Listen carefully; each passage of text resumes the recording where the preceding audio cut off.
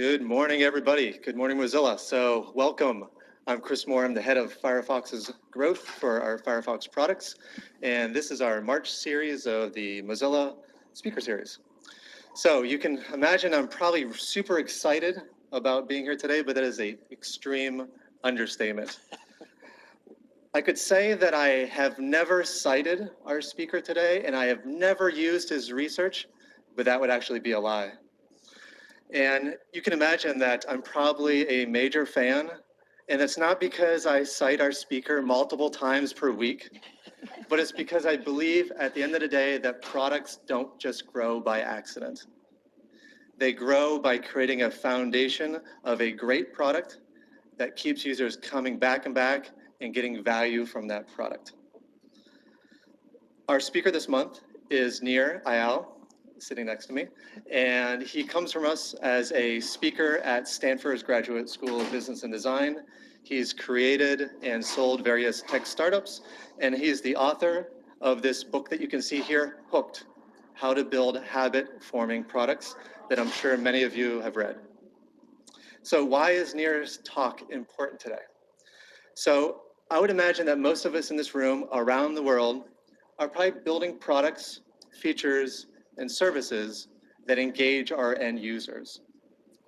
And if we build these experiences with a foundation in human psychology, we potentially have the ability to get traction behind that idea and have it add to the growth of our products. And on top of all of that, our growth goals for 2017 for both Mozilla and Firefox are extremely aggressive. And that's why it makes today's talk even more important. So with that, Nir, please welcome. Thank you. Thanks so much. Very generous introduction. I really appreciate it. I'm flattered. It's great to be here today. It's terrific to, I speak at a lot of companies and I work with a lot of companies, and it's terrific to actually go to a company that I use the product, I know the product, I love the product. It's really terrific. I love it even more now that you've acquired Pocket. I'm a huge Pocket fan, and I have been for years, so it's great to be here. I wanted to leave a lot of time today for Q&A, so I want to give you kind of a high-level overview of the book, just to kind of give you a 30,000-foot view of my work and around how to build habit-forming technologies, so that we can spend lots of time answering your questions. That's usually people's favorite part. The book is available. I think you all can get a copy. I think Mozilla is going to foot the bill, so make sure you get your copy. And that has a lot more depth to it, of course, a lot more research, a lot more examples, a lot more exercises in there. But I want to kind of set the stage with a brief introduction to my research. So my course of study has really been about what is it about these products that over the past 5 to 10 years have so profoundly shaped our day-to-day behaviors. What is it about companies like Facebook and Twitter and Instagram and WhatsApp and Slack and Snapchat? All of these companies, past 5 to 10 years, somehow are touching the lives of hundreds of millions, if not billions of users, and are making hundreds of millions, if not billions of dollars. And so my key question was, how do they do it? How do they so quickly and profoundly change people's habits? And what I found was, when I started doing my research, is that all of these products have embedded in the design of the user experience what's called a hook. A hook has 4 parts: a trigger, an action, a reward, and an investment. And it's through successive cycles through these hooks that customer preferences are shaped, that our tastes are formed, and that these habits take hold. So I'm going to walk you through these 4 basic steps of the hook. Every hook starts with a trigger. And there are 2 types of triggers. We have external triggers, and we have internal triggers. External triggers you'll be very familiar with. These are things in our environment that tell us what to do next with some piece of information. Click here, buy now, play this. A friend telling you through word of mouth about this great new app you should try out. All examples of external triggers. We in the product design community, we know all about these external triggers. We build them every day. That's kind of our craft, our trade. But what we don't think about enough, and what turns out to be absolutely critical to forming these long-term habits with the products we use, is creating an association with what's called an internal trigger. An internal trigger is something that tells the user what to do next, but where that information for what to do is stored as a memory inside the user's brain. Now, these internal triggers can be things like being in a particular place, a certain situation, partaking in a routine, certain people, but most often they are negative emotions. Negative emotions. So what we do when we're feeling bored or lonely or lost or indecisive or fatigued prompts us to action, prompts us to do a behavior with little or no conscious thought. That's a definition of a habit, is a behavior done with little or no conscious thought. And these internal triggers are the things that prompt us to action. Let me give you a few examples. Where do people go to? What app or website do they check when they're feeling lonely? Where do they go? Facebook, right? Somebody said Tinder, too.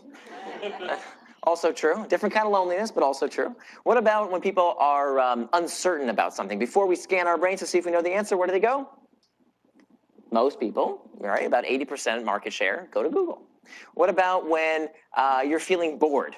Where do you go when you're feeling bored? What's that? Also Facebook, YouTube, Reddit, check sports scores, stock prices, see what's happening in the news, right? All of these products and services cater to this painful internal trigger of boredom. We don't like that sensation. And before our brain processes why we're doing what we're doing, we're already there. We already have opened up the app to satiate that itch, that internal trigger. So when we're building a habit-forming product, if we want a product to be used out of habit with little or no conscious thought, we have got to figure out what is that internal trigger. What's the itch that occurs with sufficient frequency to be used out of habit? Now let me say a word about this concept of frequency. Frequency is a necessary precondition for habits. It's the number one reason when I see a business, either to invest in as an angel investor or to consult with, about half the time I'll say, nope, that's got no potential to become a habit-forming product because the behavior does not occur with sufficient frequency. The rule is, the research shows us, that if the behavior does not occur within a week's time or less, it has a very low probability of becoming a habit. Okay? The behavior has to occur within a week's time or less, or it's almost impossible. There's some exceptions, but it's almost impossible to change a consumer habit if that key behavior doesn't occur within a week's time or less. Okay? So back to these internal triggers, the goal of a habit-forming product is to eventually no longer require those external triggers. That's the ultimate goal. That's what a habit-forming product wants to ultimately do, is not require spammy messages and expensive marketing. The ultimate goal is to attach to an internal trigger that prompts the user to immediate action, to get relief from that itch. Now, after the trigger phase, the second step of the hook is the action phase. The action phase is defined as the simplest behavior done in anticipation of a reward. The simplest thing the user can do to get relief from that negative psychological state. Now, when it comes to the action phase, the rule to follow is this simple principle, the simplest thing that the user can do to get relief. If you think about the history of technological innovation, technology fundamentally has to do one thing. All it has to do is shorten the distance between the recognition of the need and the relief, right? I don't care if it's the cotton gin or the iPhone, all of these technologies fundamentally have to save us steps. And the more steps we can take out, the more likely the behavior is to occur. Right? So we can do things like reducing cost, time, physical effort, cognitive load. That's a big one when it comes to technology products. The harder something is to understand, the less likely the behavior is to occur. Okay? So lots of examples of ways we can reduce the friction, the amount of action that's required to do a particular behavior. The third step of the hook is the variable reward phase. Variable rewards comes from the work of B.F. Skinner. Many of you might remember Skinner from your first psychology class back in college. Skinner did these famous experiments where he took pigeons, and he put them in a little box, and he gave these pigeons a little disc to peck at. And every time they'd peck at the disc, they would receive a reward. They'd get a little food pellet. And at first, Skinner could train his pigeons to peck at the disc whenever they were hungry. Terrific, right? That's called operant conditioning. Pigeon was hungry, peck at the disc, get a reward. Great. But then something funny happened. Skinner literally started to run out of these food pellets, of these rewards. And so he couldn't give a food pellet every time the pigeon pecked at the disc. He would give it on an intermittent basis. So sometimes he would give them the food pellet when they pecked at the disc, but the next time he wouldn't give the food pellet. And there's this bit of variability, this bit of uncertainty. And what he found was that the rate of response, the number of times that these pigeons pecked at the disc, increased when the reward was given on a variable schedule of reinforcement. And of course, that variable schedule of reinforcement is in spades on the internet. It's all over life, right? It's what keeps us engaged. It's what keeps us hooked to all sorts of habit-forming products. It's incredibly engaging. It causes us to focus, and it's what makes things habit-forming, if not all-out addictive. Now, we can talk about the difference between habits and addiction as well a little later. But this concept of variable rewards, I think, comes in three types. There are three types of variable rewards. We have rewards of the tribe, rewards of the hunt, and rewards of the self. Let me introduce these to you briefly. Rewards of the tribe are things that feel good, that have this element of variability, this bit of uncertainty, and come from other people. So when we think about, the best example I can think of online is, of course, social media, right? When we scroll through our news feed, there's uncertainty there. What are we going to see? What are the comments going to say? How many likes does something get? High degree of uncertainty, of variability when it comes to using a social media type product. Then we have rewards of the hunt. Rewards of the hunt are about the search for material rewards or information rewards. It can also be about money rewards. When many people think about variable rewards, they think about gambling. They think about Las Vegas casinos, where the variability of playing on a slot machine, for example, one of these games of chance, is the uncertainty of what you might win, what's going to happen next. That's what keeps us engaged. We see the exact same psychology at work online. Consider for a second the feed, right? This feed mechanic. In all sorts of different apps today, particularly on mobile, why is it that everything on mobile somehow seems to have a feed? What is it about the feed? Well, if you think about it, take LinkedIn, for example. LinkedIn used to be a resume company about finding jobs. No longer that, right? Now LinkedIn is a content company. And Microsoft recently bought them. And if you think about it, when you open up an app like LinkedIn, the first story, maybe it's not that interesting. The second story is not that interesting. But maybe the third or fourth is interesting. And what do you have to do to get more of that interesting content? What do you have to do? Scroll. So that scrolling and scrolling, looking for that next interesting piece of content, uses the exact same psychology as pulling on a slot machine. Both variable rewards of the hunt. The search for information, money, opportunities, all of these are rewards of the hunt. And finally, rewards of the self. Rewards of the self are things that feel good, that have this element of variability, but don't come from other people and aren't about the search for these information or material rewards. These are things that feel good in and of themselves. They're intrinsically pleasurable. So if you think about the search for mastery, consistency, competency, and control. Best example I can think of online is gameplay. When we think about Candy Crush or Pokemon or any of these games that we play online, we're not necessarily playing with other people. We're not necessarily winning anything per se, but there's something fun and exciting about getting to the next level, the next accomplishment, the next achievement. And I know many of us here, we're very serious business people. We don't play these games, right? But I'm guessing you play one game that gets me every day is this email game. Email uses the exact same mechanics of this rewards of the self, clearing those unread messages, finishing the to-dos in your to-do list, or the thing that always gets me is that one app notification that I just have to open to clear it away, right? Those are all examples of variable rewards of the self, the search for mastery, consistency, competency, and control.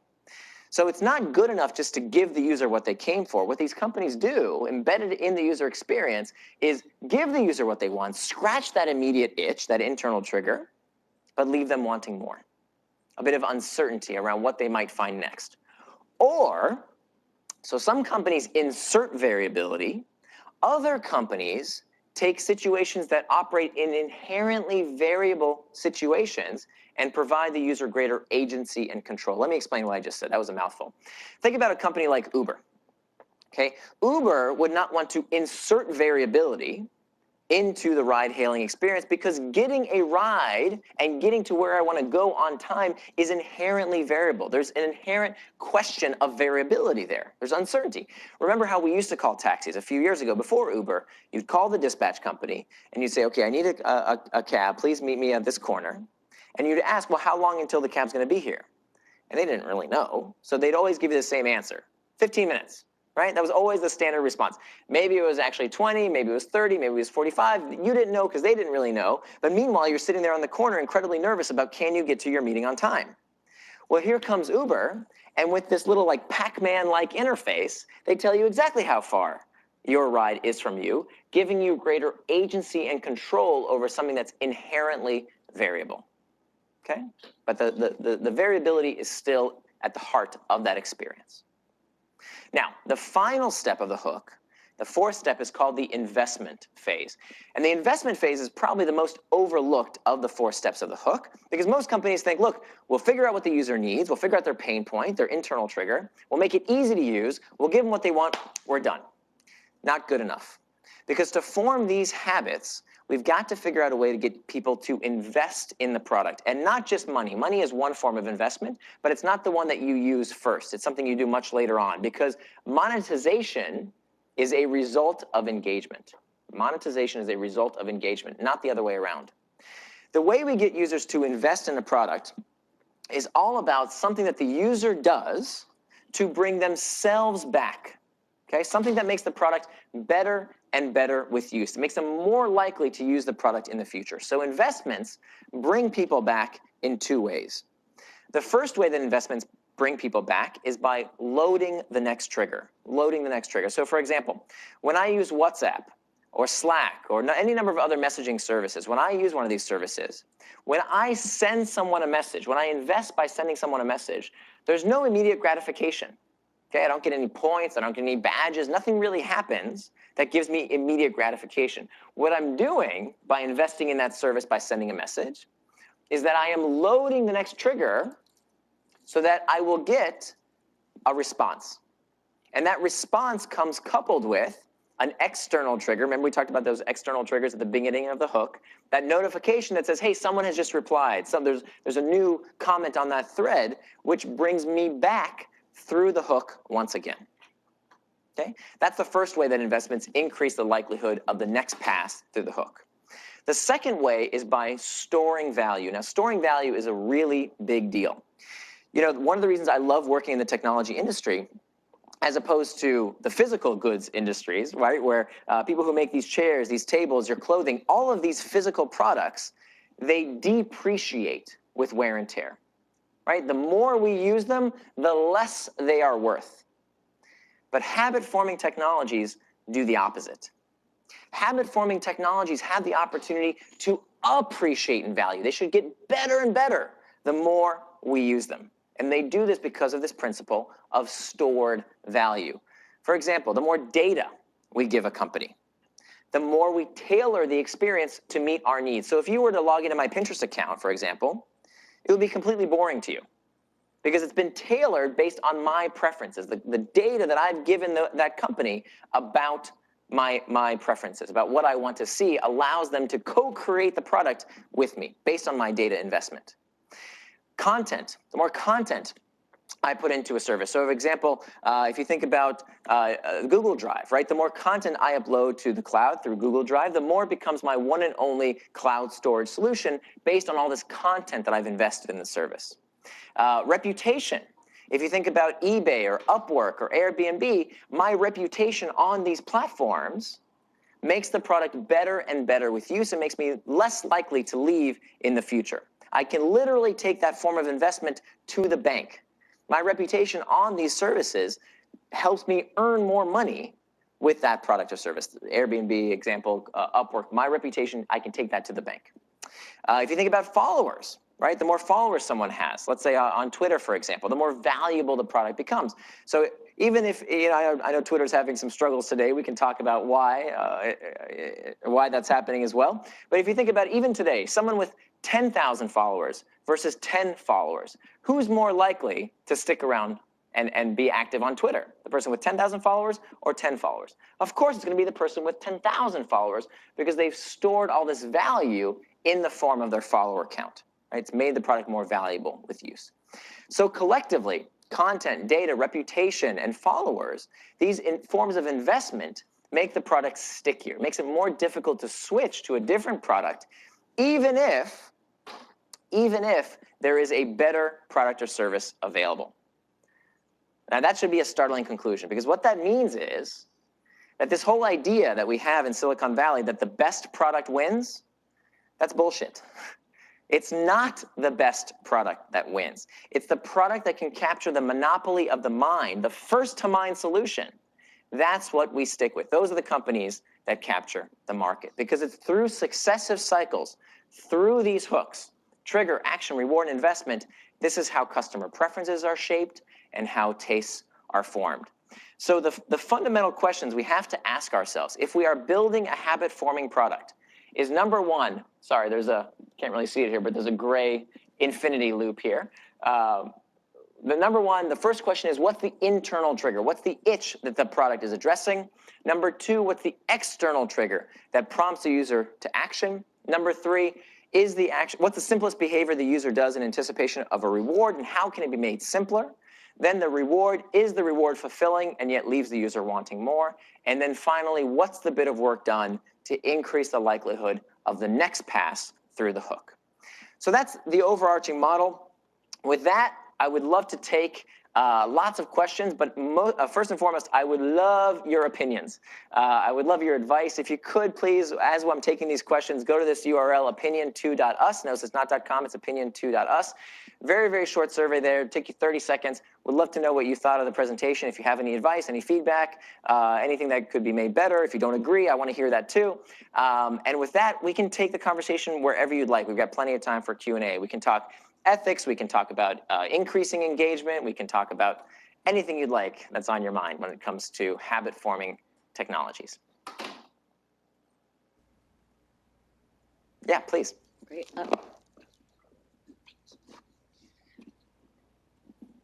Thanks a lot for the great talk. I've actually used your principles from the book to Thank you. kind of form a model of kind of what kind of behavior we want to model in our users, and found it to be really useful. Thank you. But one question though, I mean, do you think there's a consumer backlash starting to form against this? I mean, I think we're starting to see some awareness from people that the tactics that the companies use to kind of monopolize their minds, like you say, and they're beginning to realize that they're getting distracted from their life goals, getting distracted from what they want to achieve in life, and want to create more space for reflection and, being able to think about their choices and things like that. Yeah, I do think that there is increased awareness, which is fantastic.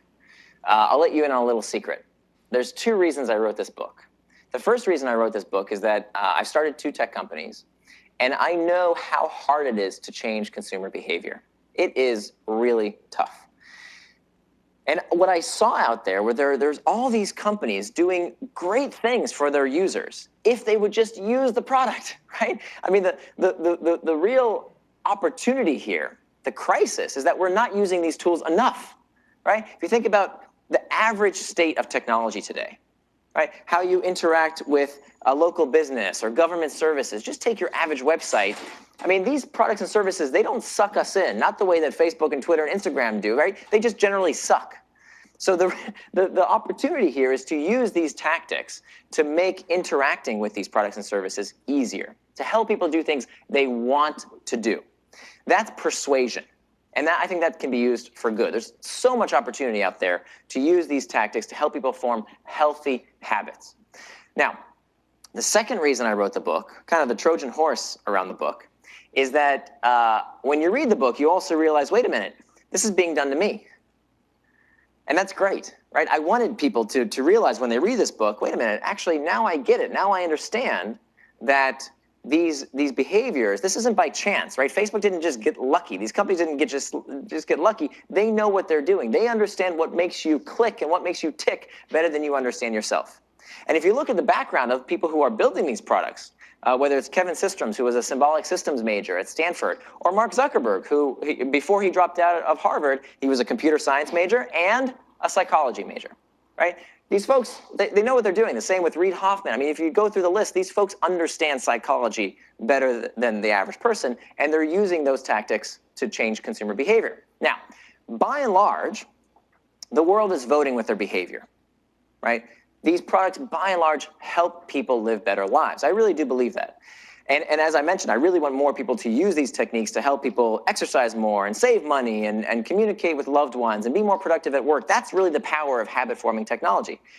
Are there downsides? Absolutely. Absolutely. It's only by understanding these downsides, by breaking down these hooks and literally breaking them in our lives, can we put technology in our place. But I don't think this is an insurmountable battle. I think the worst thing we can do, and unfortunately we're starting to hear some authors say this, that that we're all getting addicted, that we're hopelessly hooked to these products and we can never stop.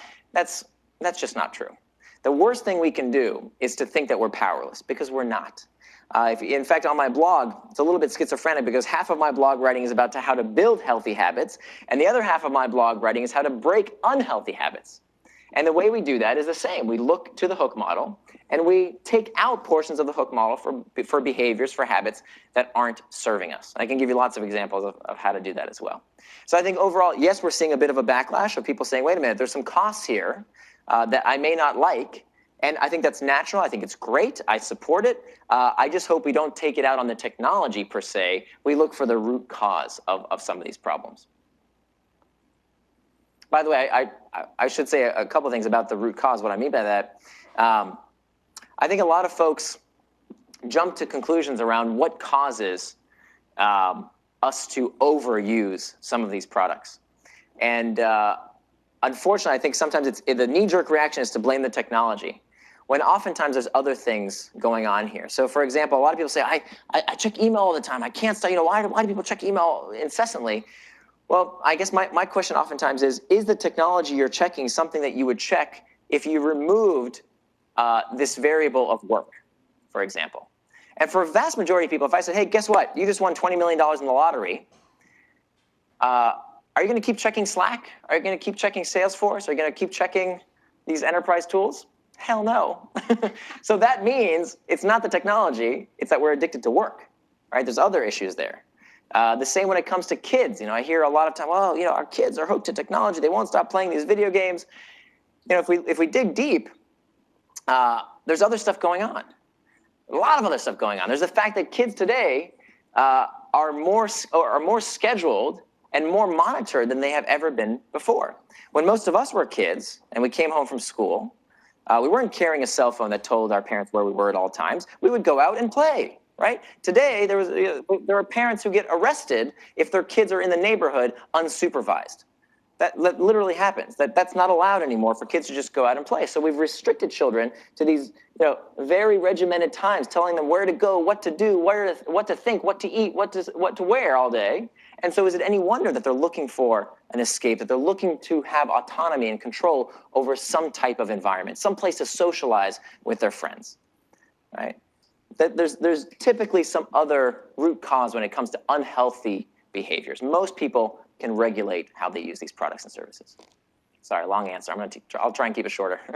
So yeah, you may have addressed part of this, but there is a high degree of interest in this healthy versus unhealthy behaviors, habits. So yeah. I'm going to read 2-3 questions that are all kind of getting at this.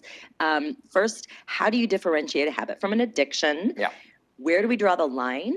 How do you ensure you're not enabling a destructive behavior that happens to be financially beneficial to the company, like gambling or smoking? Mm-hmm. How do we, as a user agent, help people choose which habits they want to adopt and avoid the ones that they consider destructive? Right. Okay, so this addiction versus a habit, really important question. There's a very good reason that I did not call my book How to Build Addictive Products. I called it How to Build Habit-Forming Products, because building for addiction is unethical. Why? Because there's a difference between the definition of what is a habit and what is an addiction. A habit, as I mentioned earlier, is an impulse to do a behavior with little or no conscious thought. Okay? We have good habits as well as bad habits. But habits are just these impulses to do a behavior with little or no conscious thought. It's about half of what you do every single day is done out of habit, and this is for our benefit, right? Habits help us get more done without consciously processing every little decision we're making. We can have many healthy habits. Addictions are something else completely.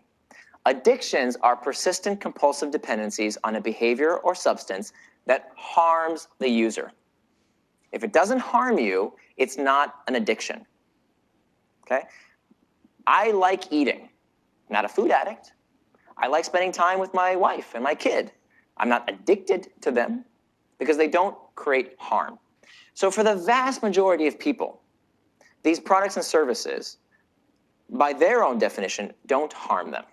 And if it doesn't harm you, it's not an addiction. Maybe it's a bad habit. Maybe you overindulge from time to time, right? But let's zoom out here to the bigger picture. That the idea of doing something against our interests is a very, very old problem. Socrates and Plato debated the nature of acrasia, this idea of doing something against your better interests. And we have struggled with this way before the internet. Right? It's amazing to me that people say, oh, look at all these people spending way too much time online. But the average American, till this very day, spends 5 hours a day watching television. And somehow that's okay. Nobody talks about that. Right? That's somehow acceptable because it's old. We've come to terms with it. Because this new technology is something different that the young kids are doing, now we're scared of it. But people said the same thing. They had the same crazy reaction about the ill effects of television and radio, and before that, even the written word was considered something that we had to be careful of. Aristotle talks about how the written word is a terrible new technology, that we should never write anything down. We should only commit it to memory. So fear of new technology is nothing new.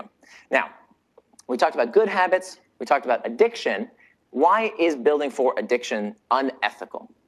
Because addiction means that it is harming the user and they can't stop even if they wanted to. Okay? Something that harms the user and they can't stop even if they wanted to. So that is unethical because if we know that someone has a problem with our product, we have a moral and ethical responsibility to help them stop using the product. Now, how do we know? The good news is that for the first time, these internet-connected products and services, unlike other addictive products, unlike if you think about, let's say, booze or tobacco, these products, they don't know individual identifiable information the way we do in the tech industry. So the good news is, the silver lining of around all this data that we're collecting around people is that we could help them if we wanted to. So what I want companies to do, I've been writing about this for the past 2 years now, and I'm starting to get a little bit of traction. I want companies to have a use and abuse policy that says that we are going to set some kind of bar. We're going to say if you use our product or service more than X number of hours per week, we're going to reach out to you and say, hey, you know what? You're showing the profile of someone who may need some help. Can we help you dial it back in some way? That's all we have to do. Just ask them, right? Reddit, Facebook, Twitter, Instagram, whatever.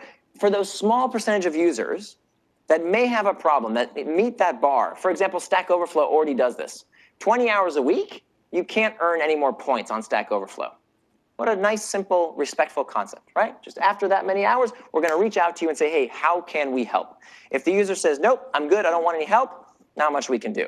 But if we know the user might have a problem, it's our ethical responsibility to refer them to some kind of help, to seek professional help, to seek ways to moderate their behavior. But for the vast majority of people,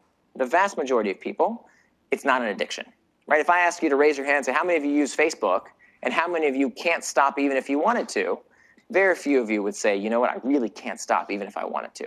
So for those folks, we do have a special responsibility. I think for everyone else, I think it's a personal responsibility issue. So that's the difference between a habit and an addiction. Okay, we'll get back to the room shortly. There's a lot online. I just want to make sure we cover some of this. So it is tied to this issue. So following from that, how can product owners differentiate between signals for short-term engagement and longer-term addiction? And how do you create addictive products in a way, habit-forming products in a way that does not create a user-vendor lock-in? I guess those are two questions. Yeah. Really. What was the first question again? First How do we one is, know whether we're developing a habit or yeah, addiction? I think we right. ask. I mean, I think it's honestly as simple as that. We just ask the user, you're using this product a lot, can we help? Now, some products can't do that, right? There are some business models out there, some companies that I won't work with, for example, in the gaming space. Gaming and gambling, Las Vegas is the same way. They don't care about the person who uses the product occasionally, right? Las Vegas doesn't care about the person who comes in once in a while for a bachelor or bachelorette party. They're not profitable unless they have the person who doesn't leave that slot machine all day long. All right, the whales. The same with many, not all, but some online games. So those businesses would have a problem. They would go under if they did something about the addicts. Now, you have a choice. As product designers, as developers, as engineers, you have a choice where you work, right? So maybe you don't want to work for one of those companies. I think those practices, when you know someone is addicted and you're intentionally profiting from their inability to control their behavior, that's unethical to me. But for the vast majority of us, the vast majority of companies that come to me and say, hey, how do I make my product more habit-forming? Addiction is not their problem. People not giving a shit about their product is the problem, right? They know they have behaviors that would help improve people's lives if they would only use the product. And so that's really where these habit-forming techniques come in. So the real lesson here is we shouldn't be moaning about us being addicted to technology unless we really are addicted to the technology. That for the rest of us, it's a personal responsibility issue, in which case, as product designers, build away, right? Help make these products things that people want to use, because by and large, they're voting with their behaviors. If a product is harming the user, if the user doesn't like the product, guess what people do? They stop using the product, right? Or they find one of your competitors, right? Or they build a technology to fix the shitty aspect of the last generation of technology to make the next generation better. In the history of human technological innovation, this is what we always do. We adapt our behaviors around these technologies, and we adopt new technologies to fix the last generation's bad aspects of these technologies. So that's an opportunity, right? The opportunity for us in the technology space is to fix all these problems. I'm not a spokesman for the industry that says everything is perfect in our industry. We've got lots of problems. Our technologies do all sorts of terrible things. In fact, Kevin Kelly, the founder of Wired Magazine, he has this great quote where he told me, he said, all of our problems are caused by technology, and all of the solutions will also come from technology. That's exactly right. Right? That's how we fix the bad aspects of the last generation. Okay, we'll come back to this, I'm sure. Oh, Yeah. there's one over here, and then next to me, but do Ryan. All right, I'm going to put you on the spot. Please, I love it. So I'm curious. And by the way, for everybody else who might be listening, I want your feedback. Everything I'm talking about is a work in progress. So I want, tell me where I'm not right. I want that stuff. If not today in these questions, then on the comment form. I'm curious if you've given thought to our particular situation here at Mozilla, the web browser space. We effectively compete in what is kind of perceived as a commodity market. Sort of by nature, web browsers are all supposed to do mostly the same thing. Mm-hmm. Thankfully, we have a lot of, I think, users whose habit it is to use Firefox, but there are actually far more people who have habits to use something else. So I'm curious your thoughts on, especially if we want to change the habits of the people who don't currently use Firefox, your thoughts on some of the things we could do. Yeah, I mean, I think you all are, when it comes to Firefox, are a great example of one generation of tech fixing the last generation of tech's faults, right? Many of the things that you do are improvements on what most people today are using. I think, using a browser is inherently something that is habit forming. So I'm guessing that your problem is not engagement, it's onboarding. Am I right? That would be my guess, because the built into the browser experience, the internet is one big variable reward, right? And so you're a mechanism to get online. So to me, it wouldn't be necessarily engagement that's the problem. It's onboarding. It's getting people to use the product in the first place. But just to be clear, engagement is one of 3 critical pillars that every business needs. And each is necessary but not sufficient. So every business needs to be a gem, what I call gems. And this actually came out of LinkedIn years ago. So GEM stands for growth, engagement, and monetization. Growth, engagement, monetization. Each is necessary but not sufficient. So engagement, that's what we talked about here today. How to keep people coming back. And one technique is through habits. You can bring people back other ways too, right? You can buy advertising, you can do search engine optimization, you can have a physical storefront, lots of ways to bring people back, but habits are one way to keep people engaged. Growth is this onboarding challenge, because onboarding happens once. Onboarding will never be a habit, right? Now, we can use some of these principles from consumer psychology piecemeal. For example, one thing that we can do when it comes to onboarding is that action phase, making the behavior as simple as possible. That's a principle that we can use in terms of increasing the behavior by making the onboarding process as easy as it could possibly be. Now, there's a model, I don't have a whiteboard here, but there's a great model that was created by a guy by the name of B.J. Fogg, a researcher at Stanford, that tells us that any human behavior requires two things. Any human behavior, anything. It requires motivation, so think of motivation on the y-axis, and ability. Ability is how easy or difficult something is to do. That's on the x-axis. So for any single human behavior, we need sufficient motivation and sufficient ability, and the trigger must be present. So if the behavior isn't occurring, if people aren't installing Firefox, let's say, they're either not doing that behavior because they're not motivated enough, or it's too hard, or the trigger isn't there. There's only 3 reasons. So I don't know the answer but that's maybe directionally where to explore what might be, what might be in the user's way to get them to do that behavior of installing in the first place. So you mentioned a couple of different ways that through investment in stored value, that sort of retaining users and effectively creating lock-in of sorts. So if you're a part of the next generation and you want to actually break existing lock-in, have you noticed any interesting principles around that? Yeah, terrific question. So basically the question is, how do you capture the competition's habit? Right? That's a big problem, because I'm telling you that habits have this monopolistic effect on people's day-to-day behaviors. I mean, I think Google is a great example of that. 80% market share, and yet when you do a head-to-head comparison between Google and Bing, there was this Bing It On challenge where they had a third party kind of look at the two search results between Google and Bing search results, but they stripped out the branding. It was a 50-50 preference split, that people literally couldn't tell the difference in aggregate between the two, and yet they have such dominant market share. Why? Is because people don't even consider the alternative. Once the habit is formed, I need something, I Google it, boom. They don't even ask themselves, is there a better product or solution out there? I mean, Bing is, I feel so bad for Bing. I mean, they try so hard. They pay people. You can earn points that you can transfer into cash, for God's sakes, if you would just search with their search browser, and it's not working. Because this ingrained habit is so strong. Even though the product is equivalent, maybe even better in some ways. Doesn't matter, habit is formed. So how do you break the competition's customer habit? There's only 4 ways, okay? 4 ways to break the competition's customer habit. The first way is velocity through the hook. If you can take people through the 4 steps of the hook faster than your competition, that's one opportunity. Now, here's how that works. Let me give you an example.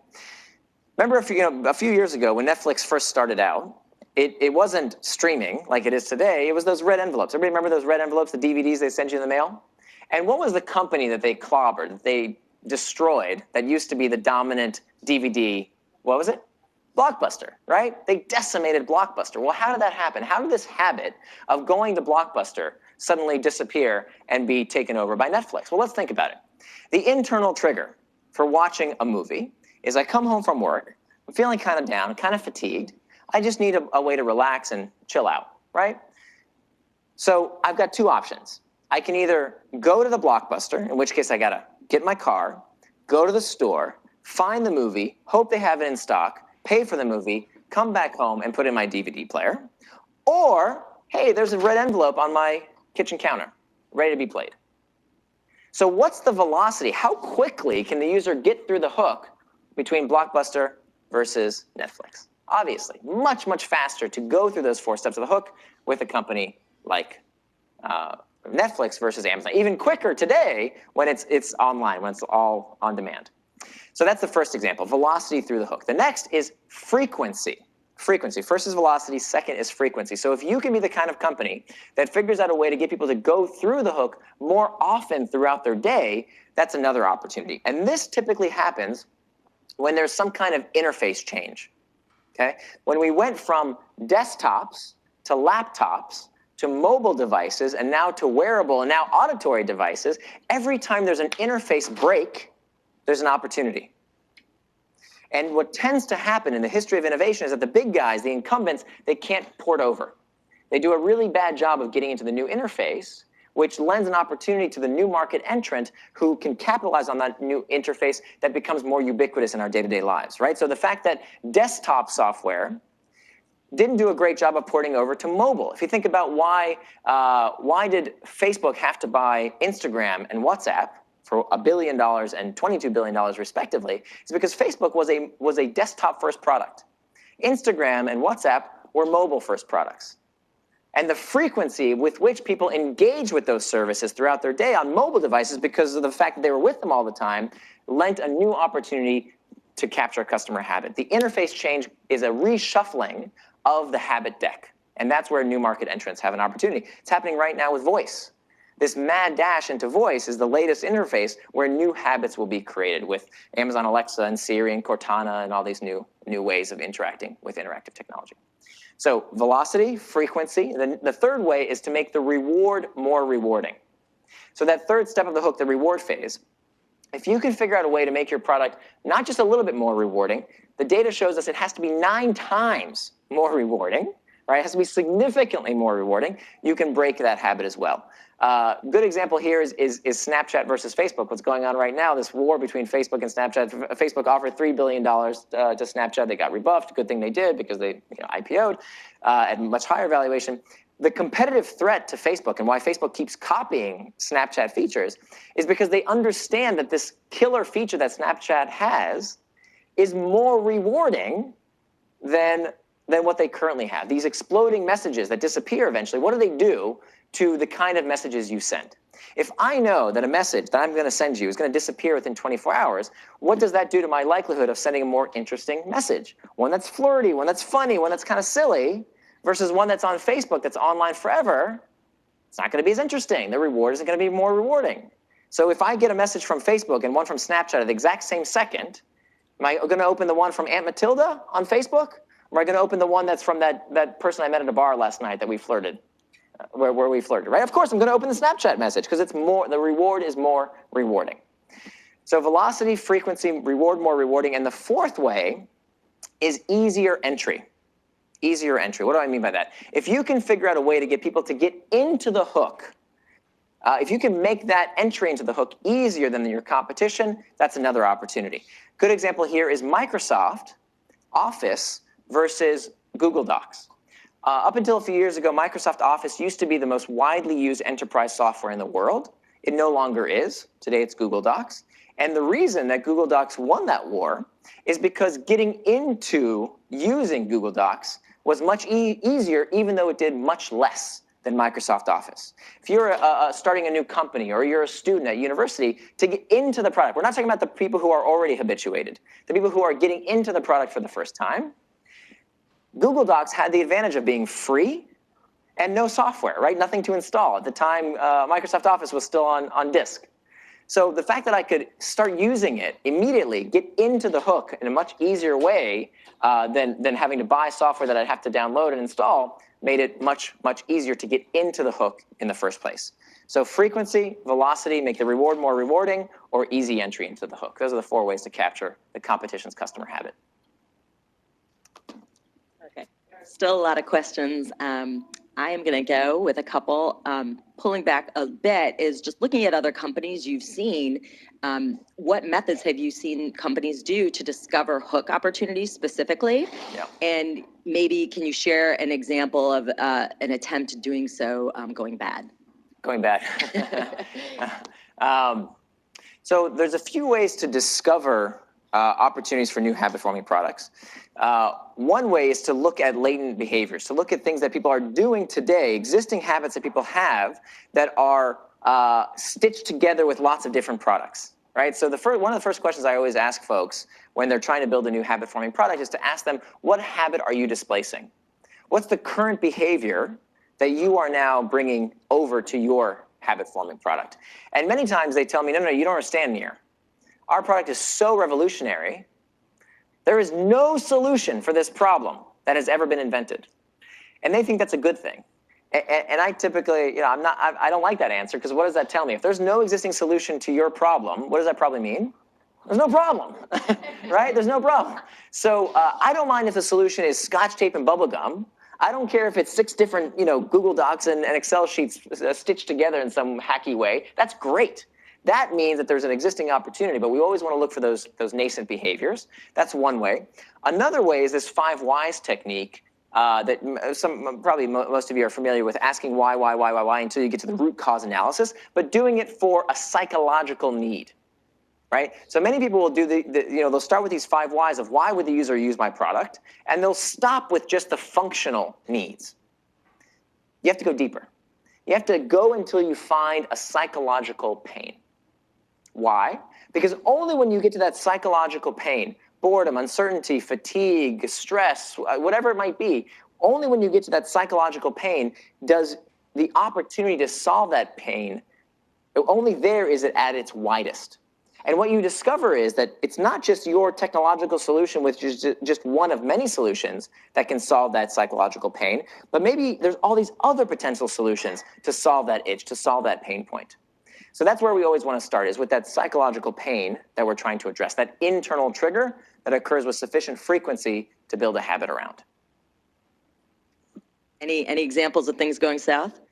That I can discuss.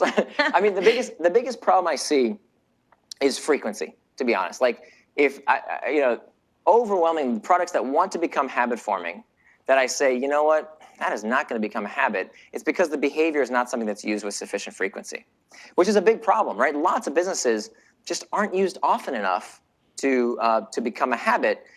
You guys don't so much have that problem. You guys are something that people use multiple times a day. But that's probably the biggest ding, where I say, not going to become a habit. Not that you have to have a habit. Lots of businesses can be successful without a habit. It's just that every business that needs a habit needs a hook.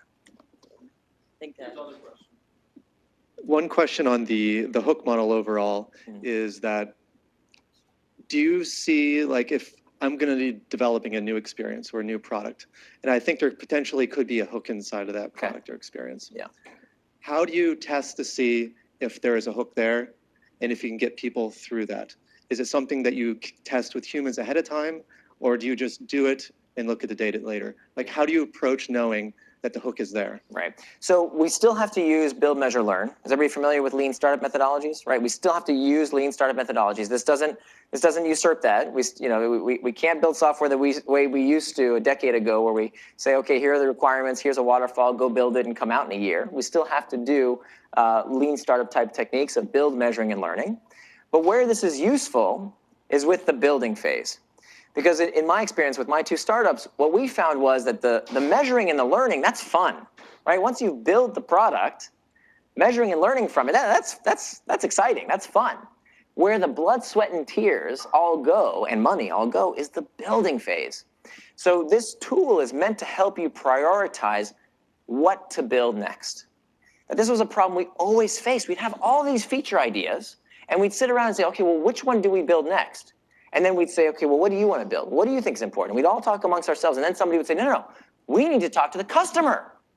And we'd bring in a customer, and the customer would tell us what they want. Okay, now we have to reshuffle. And then somebody would say, well, we should probably talk to our investors. Okay, bring in the investor. Let's reshuffle. Oh, okay, now we need to reshuffle the priorities again. And it turns out the best thing you can do, instead of thinking amongst yourselves in a room, in an office room, it's better than talking to your investors. It's even better than talking to your customers, is understanding consumer psychology. Because there are all sorts of things that people want from their products that they cannot articulate. So this is just a way to prioritize, what do we build next?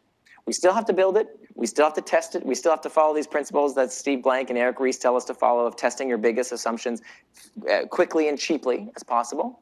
But this hopefully will help you prioritize and say, you know what, that's a nice feature, but that's not going to help this product become more engaging, if that's what we require, if that's what our business model requires. So let's bump it down, or let's move this feature up because, hey, it's going to help us with our deficient reward phase, or it's going to help us have an investment that we're lacking today. So it's meant to be a prioritization tool, but we still have to build, measure, learn. So we have one back there. Al? So I actually restrict my kids' use of devices precisely because of people like you. But more seriously, a lot of the things that we talk about in hooks and building hooks are essentially tapping into like really subconscious neurochemistry. Yeah. When we have children or people who maybe don't understand what's happening or aren't well equipped, I mean, how do we ethically balance these tools, which are very powerful? And I see it, in my own kids, the little red notification on iMessage, versus the need to build products and to, and to do things to make things that people want. Yeah, so I also have a child. I have a beautiful 8-year-old little girl. And we bought the first iPad, I think she was like 2 years old. I remember we let her play on the iPad because Daddy loved it. And of course she saw it and she wanted to play with it. And like a day or two later, she was barely talking. And some of her first words were, iPad time, iPad time, iPad time, iPad time. I mean, hell hath no fury like a toddler dispossessed from their iPad, right? So clearly, these things are engaging. They are built to be engaging. It's not an accident. It's by design. Now, children and addicts, we talked about addicts, are two classes of protected people. Why? Because they're not in full control of their decision-making faculties. And so we have special legal and cultural requirements around what those people can do. My 8-year-old can't swander into a Las Vegas casino and put down a chip and start playing blackjack. She can't order a beer at a bar. Why? Because she's not in full control of her decision-making faculties. And when it comes to products, any product that has potentially negative consequences, we as caretakers have a special responsibility to make sure that they use it appropriately. So we can't use iPads as iNannies, right? When we saw what we were doing, we stopped. We saw that it had negative consequences, and we stopped. Now we restrict how much time she gets with her iPad. It's never unsupervised, and it's only these educational products. But we didn't want to throw out the baby with the bathwater because we happen to homeschool. And let me tell you, it would be impossible to homeschool, for us at least, without this amazing cornucopia of different resources online. It's amazing. I mean, there's you can get a PhD online with all the different information that's available. From kindergarten to a PhD, it's all there if you know how to use it. So in that respect, it benefits us greatly. But of course, there are negative consequences like overindulgence in these behaviors, and so that means we have to set special rules for specially protected classes of people, like children, like people who are addicted to particular technologies. Yeah.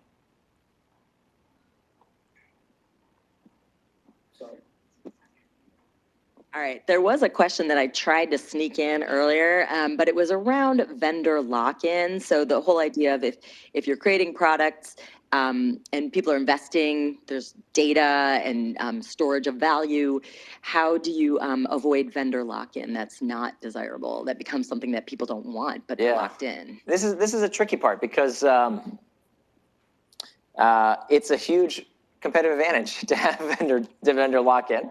But of course, it tends not to last for very long, right? If you think about Microsoft Office, there was this standards lock-in around only Microsoft Office products would work with other people who had Microsoft Office. It was a great network effect. And then Google comes in and kicks over the can and says, you know what? You can bring all those docs over to Google Docs. So they had a great incentive to destroy that investment phase that Microsoft Office had by making it interoperable. So there's no easy. I mean, there's a competitive advantage, of course, to having this lock-in with a particular standards. That's why companies do it. But I would claim that if your product is shitty for long, people have a great incentive to figure out how to get people out of that lock-in, and we see that all the time, right? That with some exceptions, of course. If a product isn't very good, then there will be lots of people chomping at the bit to help you get out that information, to get out of that lock-in. So it's not necessarily a free pass, but it is, of course, a competitive advantage. All right, I think we're on the hour. Yeah. Certainly not for lack of interest, but we need to wrap for the time. So thank you All so right. much. My pleasure. Thank you all very much. Thanks for having me.